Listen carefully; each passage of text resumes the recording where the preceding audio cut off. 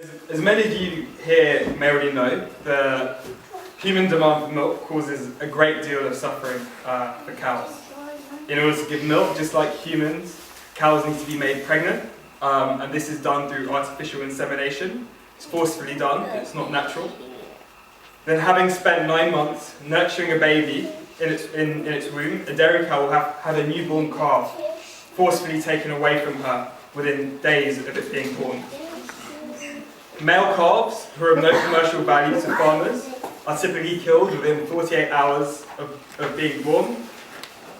And although a cow could live to 15, 20, 25 years if cared for and given the chance, she will normally get killed as soon as the amount of milk she produces begins to fall and it makes commercial sense to replace her with a younger animal. The sad truth is that our demand for milk causes cows to be forcibly inseminated, have their children stolen from them, and for them to be killed as soon as they're no longer useful for us. And the sad truth is that many people in the Jain community are unaware of the fact that their actions are contributing to the suffering and killing of cows. In 2008, a small number of individuals got together to form the Jain Vegans Working Group, and our aim was to assist Jain organisations in making their members aware of what happens to cows and calves on dairy farms and promote the use of slaughter-free, lower himsa alternatives to help members of the Jain community reduce their himsa footprint. To date, we've worked with a number of Jain organisations: Young Jains, Oshwell UK, the Mahavir Foundation, Sri Chandna Vidyapith, Nalmat UK, Jain Samaj Europe, and Jain Samaj Manchester.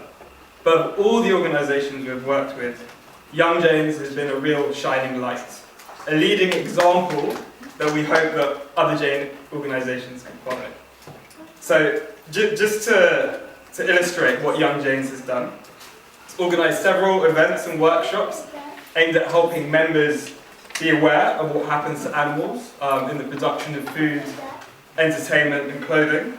It's published really insightful articles on the topic in its magazine, and also produced lots of Jain vegan recipes.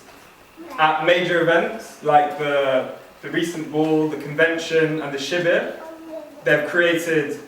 we've created excellent menus that are not just Jain vegetarian, but entirely dairy-free too. And there's been a general commitment from the organisation at events to ensure that no dairy is used. From our perspective, Young Jains is the leading UK Jain organisation. Young Jains UK is the leading UK Jain organisation when it comes to a stance towards a reduced himsa footprint.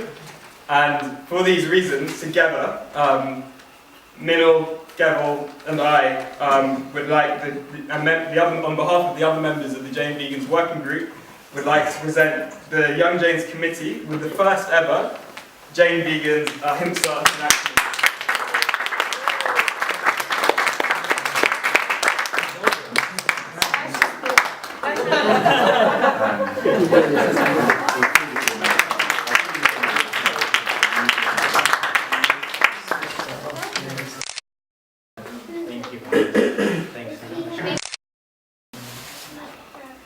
So the Jain Vegans First Award for Ahimsa in Action is gratifying. Ahimsa is one of the key principles we're all working towards imbibing in our daily life.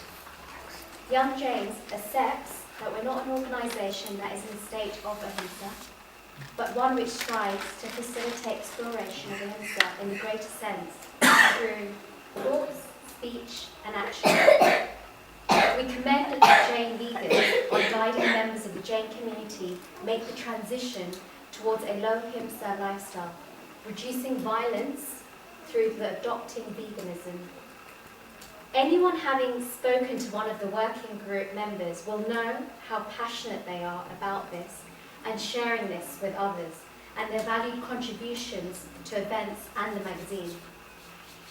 Young Jains aims to facilitate requirements of all its collective members and has been providing Jain lacto-vegetarian without egg and Jain vegan without dairy options at many of our events over the years.